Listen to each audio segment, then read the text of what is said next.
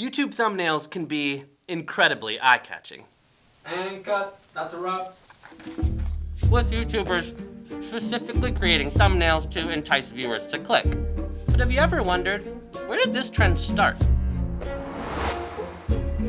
Join me as we take a deep dive into the history of YouTube thumbnails.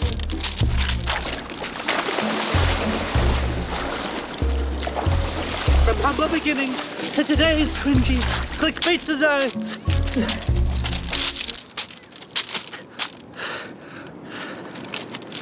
From humble beginnings to today's cringy clickbait designs, this is the history of YouTube thumbnails. In the beginning, YouTube wouldn't let users pick their own thumbnails. Before December of 2008, every single thumbnail was automatically created by YouTube's algorithm.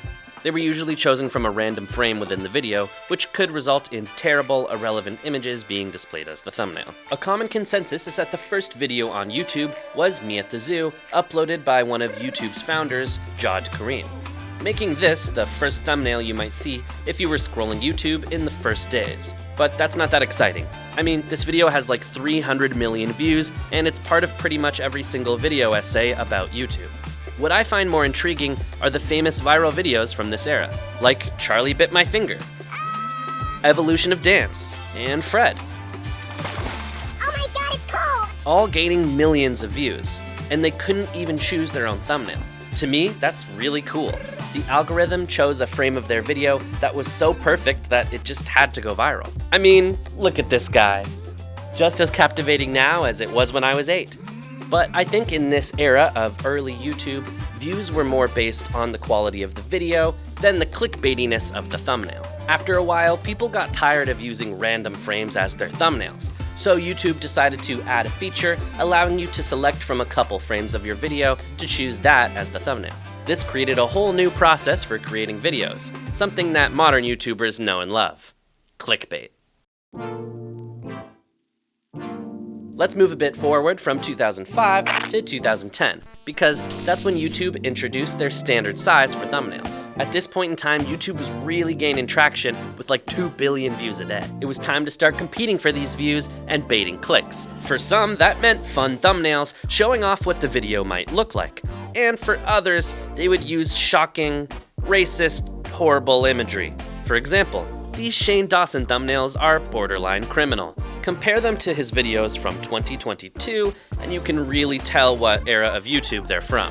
This type of crap prompted YouTube to set guidelines for thumbnails, prohibiting misleading or sexually suggestive images. Moving 3 years forward to 2013, YouTube decided to prioritize some other things in their algorithm, like watch time and click-through rate. This made thumbnails even more important for growth, so creators began to use exaggerated or misleading thumbnails to attract more clicks, which often resulted in disappointing viewing experiences. Another 3 years forward in 2016, the rise of mobile devices brought about some big changes for thumbnails.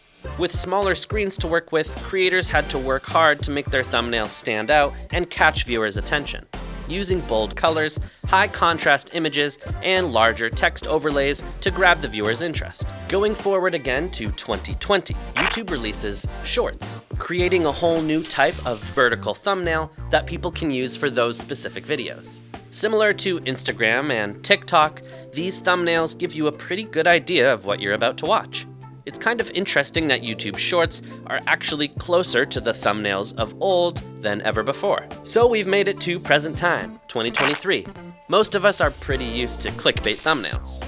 You got the soy face, you got red circles, and you got insane images that force you to click on the video, like Mr. Beast freezing to death, or whatever the hell this is. Then you got people who just use popular celebrities, like Philly D.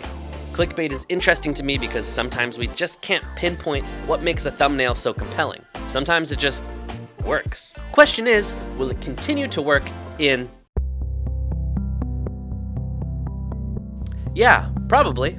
But I think thumbnails will have way more evolutions through time. Possibly with the help of machine learning algorithms, YouTube can analyze viewers' behavior, preferences, and demographics to perfectly craft a personal thumbnail for every single video just for you. We could also focus on accessibility with captions or other audio features. Or maybe thumbnails won't even exist, and we'll just watch every single video on the page all at once. That's all for now. Let me know what I should do an aggressive deep dive on next in the comments. Thanks so much for watching, and for liking this video, and for subscribing to the Wondershare channel. See you next time!